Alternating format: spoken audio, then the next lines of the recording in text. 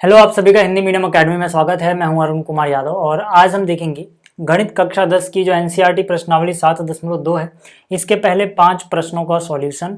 और इससे पहले की वीडियोस के लिंक आपको इस वीडियो के डिस्क्रिप्शन में मिल जाएगी। लेकिन आगे बढ़ने से पहले मैं आपको बता दूं कि अगर आप हिंदी मीडियम से हैं और आपको विज्ञान कक्षा 10 में कोई भी दिक्कत आ रही है तो आप आरंभ बैच ज्वाइन कर सकते हैं। इस बैच में मैं आपको कंप्लीट एनसीईआरटी एक्सप्लेन करने वाला हूँ, बेसिक से लेके एडवांस लेवल पे। और जो ये प्राइस है इस बैच का वो भी काफ़ी कम रखा है मैंने। इस बैच को लेने के लिए या फिर इसमें इनरोल करने के लिए आपको प्ले स्टोर से एक स्टडी ऐप डाउनलोड करना है या फिर आप वेबसाइट पे भी विजिट कर सकते हो। लिंक मैंने कमेंट में पिन कर दिया है। Thank you. तो चलिए शुरुआत करते हैं क्वेश्चन नंबर 1 से।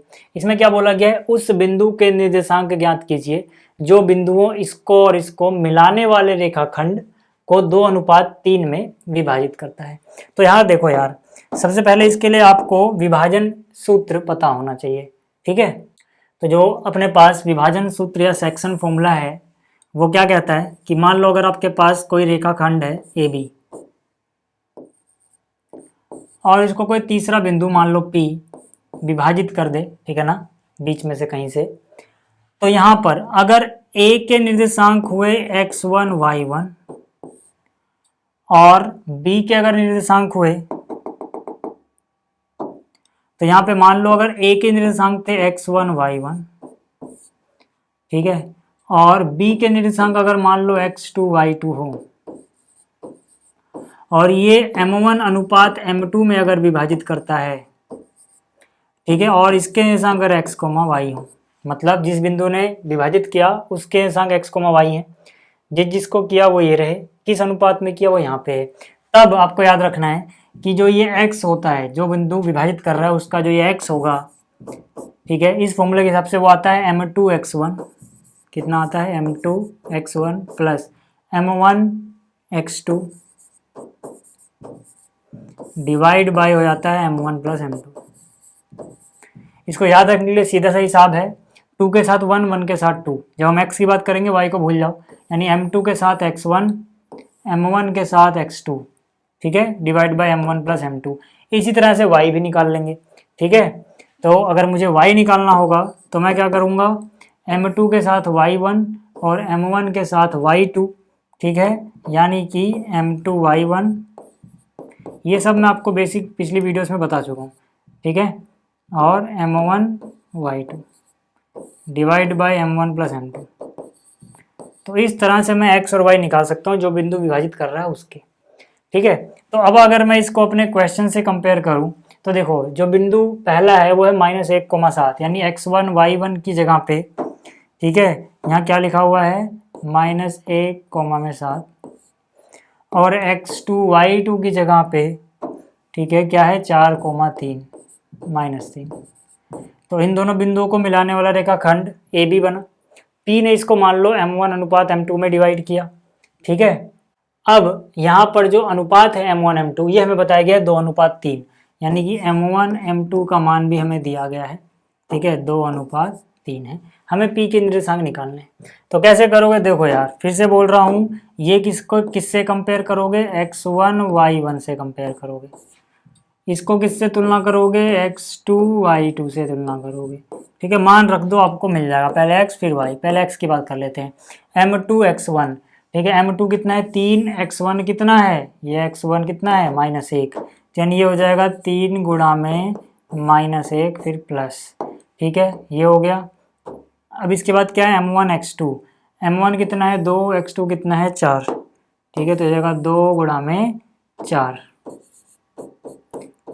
डिवाइड बाई क्या होता है, m1 प्लस m2, यानी 2 जमा में 3। तो कितना हो जाएगा, 3 गुणा में -1 -3 हुआ, 4 दूनी कितना हो गया 8, 2 और 3 कितना हो गया 5। तो 8 में से 3 गया 5, 5/5 यानी 1, तो x का मान आ गया 1। इसी तरह से अगर मैं y की बात करूं तो y के लिए फॉर्मूला मैंने क्या बताया, m2 के साथ y1, m1 के साथ y2 divide by m1 plus m2, ठीक है। देखो m2 y1, m2 कितना है 3, y1 कितना है 7, तो 3 गुणा में 7, ठीक है। और यहाँ पर m1 y2, m1 कितना है 2, y2 कितना है -3, तो 2 गुणा में -3, ठीक है। Divide by m1 plus m2 यानी कि 2 प्लस में 3। तो कितना हो जाएगा देखो, 3 सत्ते हुआ 21, यहाँ से 2 गुणा -3 यानी 6 माइनस का 2 और 3 5, तो 21 में से 6 गया 15, 15/5 यानी कि 3। ठीक है, 21 में से 6 गया 15/5 यानी 3। तो x 1 आया है, y 3 आया है। ठीक है ना, x कितना आया है, x 1 आया है। तो जो बिंदु P था उसका x कितना है 1, y कितना है 3। तो ये हो गया उत्तर। ठीक, अब बात करते हैं दूसरे प्रश्न की। अब देखो जो इसका दूसरा प्रश्न है, ठीक है, ये भी काफी आसान है। इसमें क्या बोला गया है, बिंदुओं इसको और इसको जोड़ने वाले रेखाखंड को समत्रिभाजित करने वाले बिंदुओं के निर्देशांक ज्ञात कीजिए। मतलब दो बिंदु हैं, ठीक है, एक है 4, -1, मान लो ये वाला जो बिंदु है ना, ठीक है, ये कितना हो गया 4, -1। ये बिंदु किसी एक दूसरे बिंदु से जुड़ के एक रेखाखंड बना रहा है। दूसरा बिंदु क्या है, -2, -3। ठीक है, तो मान लो इस बिंदु का नाम मैंने दिया ए और इसका नाम दिया बी। अब ए और बी को समत्रिभाजित करने वाले बिंदु हैं। तो समत्रिभाजित करने के लिए मतलब समान 3 भागों में, बराबर बराबर 3 भागों में इसको बांटने के लिए 2 जगह से काटना पड़ेगा। मान लो यहाँ से और यहाँ से। तो एक बिंदु यहाँ आया, एक बिंदु यहाँ आया, दोनों ने इसको 3 टुकड़े कर दिए, पहला टुकड़ा, दूसरा टुकड़ा, तीसरा टुकड़ा। 3 टुकड़े होने के लिए बीच में 2 बिंदु चाहिए जहाँ से कटेगा। ठीक है, एक को मान लो इस बिंदु का नाम मैंने लिख दिया P, इस बिंदु का नाम मैंने लिख दिया Q। P के निर्देशांक मान लो मैंने लिख दिया, देखो इसको हम कंपेयर करेंगे x1 y1, x2 y2, इसको मान लो x3 y3, इसको मान लो x4 y4। ठीक है, पहचान के लिए ये 3 4 लगा रहे ताकि मैं पहचान रहे। ठीक, अब याद रहे कि जो P है, P ने AB को किस अनुपात में बांटा है, 1:2 में बांटा है। 1:2 में क्यों बांटा है, ध्यान से देखो। आप अगर P को देखोगे तो ये टुकड़ा, ये टुकड़ा, ये टुकड़ा, 3 टुकड़े हैं, ये तीनों बराबर हैं। तो P यहाँ पे आ रहा है, तो P के इस तरफ कितने टुकड़े हैं, 1 टुकड़ा है तो 1 लिख दो। इस तरफ उतने ही बड़े बड़े 1 2 टुकड़े हैं तो 1:2 हो गया। ठीक है, इसी तरह से अगर मैं Q की बात करूं तो Q AB को किस अनुपात में बांटेगा, 2:1 में। क्योंकि Q के इस तरफ देखोगे तो 1 2 2 टुकड़े हैं, इस तरफ 1 टुकड़ा है, यानी कि यहाँ पे मैं बोल सकता हूँ Q ने इसको 2:1 में विभाजित किया है। ठीक है, तो पहले बात करते हैं P कैसे निकालेंगे। तो मैं लिखूंगा P के लिए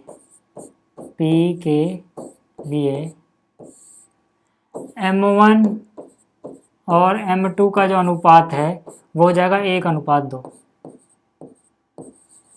ठीक है, और Q के लिए जो अनुपात रहेगा वो बदल जाएगा 2:1। पहले हम P की बात करेंगे। ठीक है, तो फिर से वही हम विभाजन सूत्र लगाएंगे, सेक्शन फॉर्मूला लगाएंगे।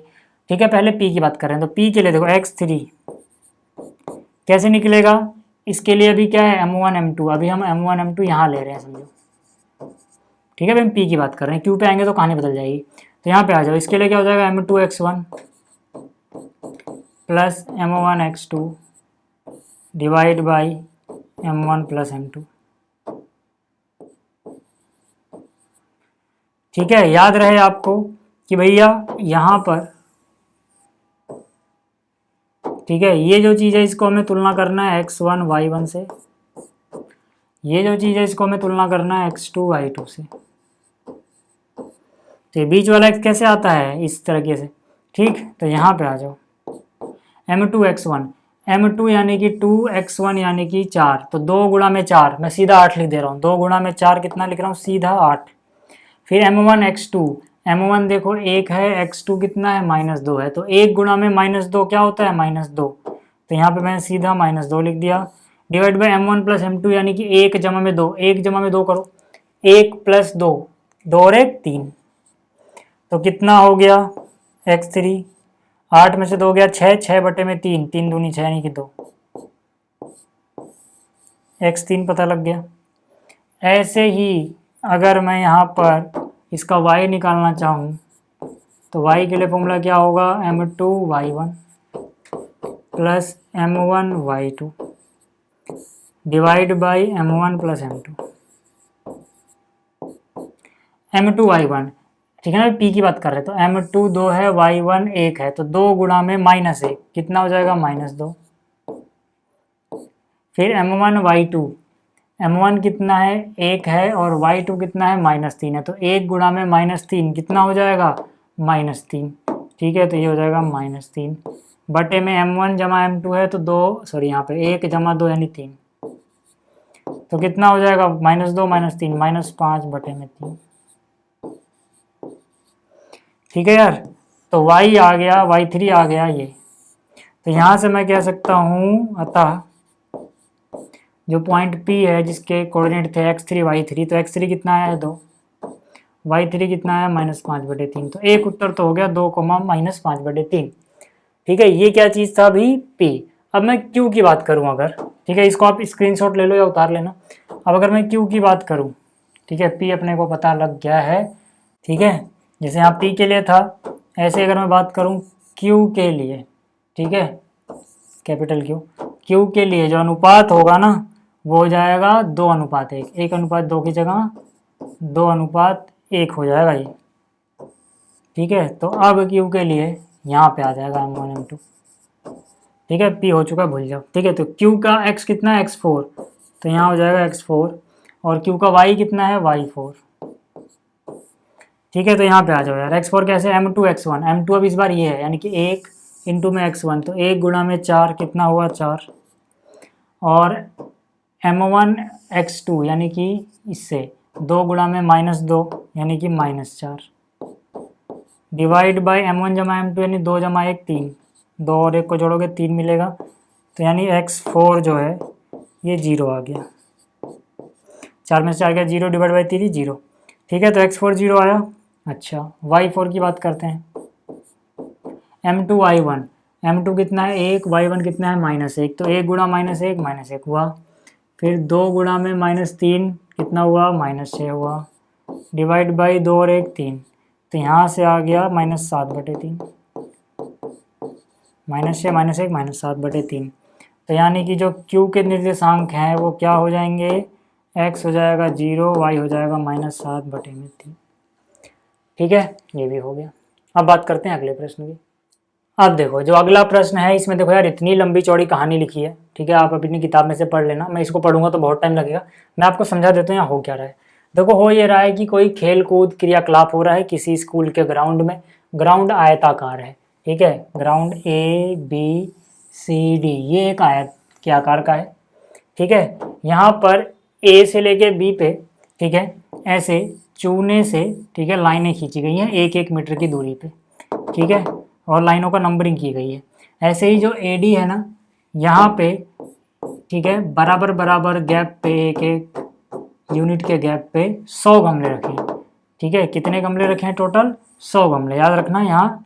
ठीक है, यहाँ 0 है, फिर 1 2 3 इस तरह से लास्ट में कितना आता है 100 आता है। यानी AD का टोटल लेंथ आप मान के चलो 100 यूनिट है AD। ठीक है, अब होता क्या है कि एक लड़की है निहारिका जो दूसरी लाइन में दौड़ती है। ठीक है, किस लाइन में दौड़ती है निहारिका, ठीक है, N4 निहारिका समझो यहाँ पर। ठीक है, ये जो लड़की है ये N4 निहारिका समझो, ये दूसरी लाइन में दौड़ती है और AD के, ठीक है ना, AD के 1/4 भाग पे, ठीक है, एक झंडा लगा देती है। ठीक, तो यहाँ पर देखो हम क्या करेंगे, इसको हम x अक्ष की तरह देखेंगे और AD को हम y अक्ष की तरह देखेंगे यहाँ पर। ठीक है भाई, तो निहारिका के लिए जिसको मैंने n से सूचित किया है, x का मान कितना, क्योंकि ये दूसरी लाइन में गई है तो x का मान हो जाएगा 2, और y का मान कितना हो जाएगा भाई, देखो ये पूरे AD के 1/4 भाग तक जाती है, यानी कि 1/4 यानी कि 1/4 AD कितना है, AD टोटल है भैया, मैंने बताया 100 गमले रखे हुए हैं। ठीक है, तो ये कितना है, यानी निहारिका के निर्देशांक क्या आ गए, जहाँ पे झंडा गाड़ती है, निहारिका के द्वारा गाड़ा गया झंडा, उसके निर्देशांक क्या है 2, 100/4 यानी 25, यानी 2,25 निहारिका का हो गया। ऐसी एक दूसरी लड़की है, ठीक है, जो दूसरी लड़की है उसका नाम क्या है प्रीत। ठीक है, प्रीत जो है वो 8वीं पंक्ति में AD के 1/5वें भाग में झंडा लगाती है। यानी जो प्रीत है, ठीक है, यहाँ समझ लो P फॉर प्रीत। ठीक है, इसको थोड़ा सा मैं इधर करूं, तो जो प्रीत है ये 8वीं लाइन में, यानी x हो गया 8 और ये 1/5 AD का 1/5, AD कितना है टोटल 100 गमले हैं, तो यानी कि ये हो जाएगा 8, 100/5 कितना हो जाएगा 20, यानी कि N for Niharika, P for Preet, दोनों के लगाए हुए झंडों के निर्देशांक अपने को पता लग गए। हमें क्या करना है, N और P के बीच की दूरी ज्ञात करनी है। और इसके बाद बोला गया एक तीसरी लड़की है रश्मि, जो इन दोनों के, इस झंडे और इस झंडे के बिल्कुल बीचों बीच एक झंडा लगाती है, उसके भी निर्देशांक बताने हैं। ठीक है, पहले लेकिन जो निर्देशांक है वो मैं लिख लेता हूँ। ठीक है, देखो यहाँ पर, ठीक है, इसको ऊपर कर देते हैं, इसका कोई काम नहीं है, हमारे काम की चीज़ हमें मिल चुकी है। निहारिका ने जहाँ झंडा लगाया उसके निर्देशांक हो गए 2,25। ठीक है, मान लो यहाँ पे झंडा लगाया है, और प्रीत ने जहाँ पे झंडा लगाया उसके निर्देशांक हो गए 8वीं लाइन में, ठीक है, 8,20। ठीक है, और रश्मि कहीं ना कहीं इनके बीच में झंडा लगाती है R, मान लेते हैं वो है X, Y। अभी क्योंकि रश्मि ने जहाँ झंडा लगाया हमें पता नहीं है कहाँ है, लेकिन इतना पता है कि इन दोनों के बिल्कुल सेंटर में है। ठीक, ये कहानी में था, समझ में आ गया होगा। ठीक है, तो अब यार इसका कोई काम नहीं, इसको हटाओ, यहाँ पे आ जाओ। देखो, हमें निहारिका और प्रीत के बीच की दूरी निकालनी है, लगाए गए झंडों के बीच की दूरी NP से डिनोट करते हैं उसको। कैसे निकालोगे, दूरी सूत्र का प्रयोग करोगे, x2 माइनस x1 का square plus y2 minus y1 का स्क्वायर। तो x2 कितना है, 8 माइनस 2, 20 माइनस 25, फिर वर्ग लगा दो। तो 8 में 2 गया 6 का वर्ग 36, 20 में से 25 गया माइनस 5 का वर्ग प्लस 25, 36 और 25 61, यानी वर्गमूल 61 मीटर। ठीक है, ये है निहारिका और उसके बीच की दूरी। ठीक है, इतना पता लग गया। ठीक है, इसका भी स्क्रीनशॉट ले सकते हो। अब इसके बाद देखो, हमसे एक और चीज़ पूछी गई थी कि जो रश्मि जहाँ पे झंडा लगाती है उसके निर्देशांक बता दो। तो हमने मान लिया, माना रश्मि x, y पर, ठीक है, माना रश्मि R x, y पर, यहाँ लिख लेना, झंडा लगाती है। ठीक है, तो x क्या हो जाएगा, देखो क्योंकि ये मध्य बिंदु है। ठीक है, ये क्वेश्चन में बोला गया है कि जो रश्मि है इनके बिल्कुल मध्य बिंदु पे, इसको मिलाने वाले रेखाखंड के मध्य बिंदु पे झंडा लगाती है। तो मध्य बिंदु वाला फॉर्मूला लगा दो। उसके लिए क्या देखते हैं हम, सीधा सीधा x को जोड़ो, डिवाइड बाई 2 कर दो, मतलब ये वाला x और ये वाला x, इसको x1 बोला, इसको x2 बोला, जोड़ दिया, डिवाइड बाई 2, कितना हो गया, 2 जमा में 8। ठीक है, 2 जमा में 8 डिवाइड बाई 2, 8 2 10 का आधा 5 हो गया। इसके y के लिए क्या करेंगे, जब मध्य बिंदु हो तो y कैसे निकालते हैं, किनारे किनारे वाले y जोड़ दो, फिर 2 से भाग दे दो, यानी कि y1 y2, y1 कितना है 25, y2 कितना है 20, डिवाइड बाई 2। तो 20 और 25 45 बटे में 2, यानी कि ये कितना आ गया, 45 का आधा 22.5। ठीक है, तो जो रश्मि ने झंडा लगाया था x कितना है 5, यानी 5वीं लाइन में लगाया है। ठीक है, 22.5 की दूरी पे।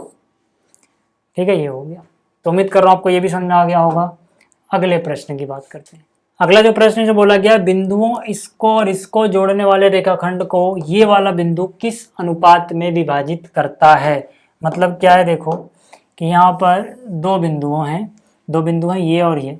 तो पहला जो बिंदु है इसको मैं ए बोल दे रहा हूँ, ए अपना हो गया -3,10 और 6,8, इसको मैं बी बोल दे रहा हूँ, बी हो गया 6,-8। ठीक है, इन दोनों को जोड़ने वाले रेखाखंड को हम क्या बोल रहे हैं, ए बी। अब इसको कोई बिंदु -1,6 है जो डिवाइड कर देता है, मान लेते हैं पी इसको डिवाइड कर रहे हैं, पी के निर्देशांक है -1,6। किस अनुपात में डिवाइड करता है हमें नहीं पता, तो हम मान लेते हैं कि के अनुपात 1 में डिवाइड करता है। ठीक है, तो यहाँ लिखेंगे माना पी ए बी को के अनुपात 1 में, यहाँ लिख लेना, विभाजित करता है। ठीक है, इसका मतलब क्या हो गया कि जो M1 अनुपात M2 हम बोलते हैं उसको हमने मान लिया है के अनुपात 1। ठीक है, यानी कि M1 अनुपात M2 जो होता है उसको मैंने के अनुपात 1 मान लिया। इससे क्या फ़ायदा होता है, इससे प्रश्न आसान हो जाता है अगर हम के अनुपात 1 में माने तो। ठीक है, अब आप फॉर्मूला लगा दो, चाहे x का चाहे y का, जो भी आपको पता हो। बीच वाले पॉइंट का। तो बीच में तो मुझे x भी पता है, y भी पता है, किसी एक का फॉर्मूला लगाओगे अनुपात पता लग जाएगा। ठीक है, तो यहाँ देखो मैं क्या बोलूँगा, चलो x का ही लगा देते हैं फॉर्मूला। x क्या होता है, m2x1 m1x2 divide by m1 plus m2। ठीक है, x मतलब क्या, देखो याद रहे ये अपना x1 y1 से तुलना होगी, इसकी तुलना होगी x2 y2 से, ये हो जाएगा अपना x, y। ठीक है, तो x का मान है -1 बराबर, x का मान कितना, -1 बराबर m2x1, m2 कितना है 1 और x1 कितना है -3, तो ये हो जाएगा 1 इंटू में -3। ठीक है, प्लस m1 यानी k, x2 यानी कि 6, तो m1 x2 यानी 6 इंटू k यानी 6k डिवाइड बाई m1 जमा m2, m1 कितना k, m2 कितना 1, यानी m1 m2 हो जाएगा k प्लस 1। k प्लस 1 इधर लाओगे -1 अपनी जगह, k प्लस 1 इधर गुणा में आएगा k प्लस 1 बराबर 1 गुणा में -3 रहेगा, प्लस में कितना है 6k, तो -1 इंटू में k हो गया -k, -1 इंटू +1 -1 बराबर -3 प्लस में 6k, k एक तरफ शिफ्ट कर दो, -k पहले से यहाँ पे है, 6 के इधर माइनस में आ जाएगा, -3 अपनी जगह रहेगा, -1 प्लस 1 में चला जाएगा, -1 -6 यानी -7k, -3 प्लस 1 यानी -2, इससे कट गया, तो k का मान कितना आ गया 2/7। अब हमारे को अनुपात निकालना था m1 अनुपात m2, जो कि हमने माना था k अनुपात 1 में।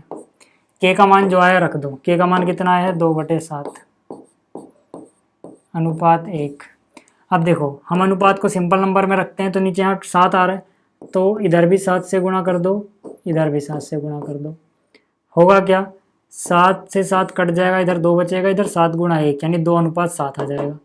ठीक है, तो ऐसे अगर आपको नहीं करना तो आप याद रखना, सीधा सा बात है कि यहाँ पर जो k का मान आता है 2/7 आया, तो सीधा सीधा अनुपात 2:7 ही हो जाता है, आप डायरेक्ट भी आंसर लिख सकते हो। ठीक है, बाकी ये कैसा है मैं समझा दिया कि यहाँ पर 7 से गुणा किया, यहाँ भी 7 से गुणा किया, 7 से 7 कटा 2 बचा, 7 गुणा 1 7। ठीक है, तो ये अनुपात आ गया भाई। अगला प्रश्न देखो, अब देखो जो अगला प्रश्न है इसमें बोला गया वह अनुपात ज्ञात कीजिए जिसमें a और b को मिलाने वाला रेखाखंड x अक्ष से विभाजित होता है, इस विभाजन बिंदु के निर्देशांक भी ज्ञात कीजिए। मतलब कोई रेखाखंड है AB, ठीक है, तो यहाँ पे a के निर्देशांक हमें बताए गए हैं 1, -5, b के निर्देशांक बताए गए हैं -4, 5। इसको कोई बिंदु है, मतलब कोई x अक्ष है, इस AB को x अक्ष किसी बिंदु पे विभाजित करता है, मान लो बिंदु P पे, हमें इसके निर्देशांक ठीक है नहीं पता अभी, और ये बताना है कि किस अनुपात में विभाजित होगा। तो इतना तो पता है कि निर्देशांक कुछ भी रहे हो, x कुछ भी होगा लेकिन y 0 ही आएगा। क्यों? क्योंकि x अक्ष ने इसे यहाँ पे काटा है, तो मतलब इस बिंदु, जो ये बिंदु है x अक्ष पे भी होगा, x अक्ष पे y 0 होता है, आपको याद रखना है, क्योंकि यहाँ पर x अक्ष से विभाजित होता है, तो ये बिंदु x अक्ष पे भी है, इसीलिए इसका y हमेशा 0 आएगा।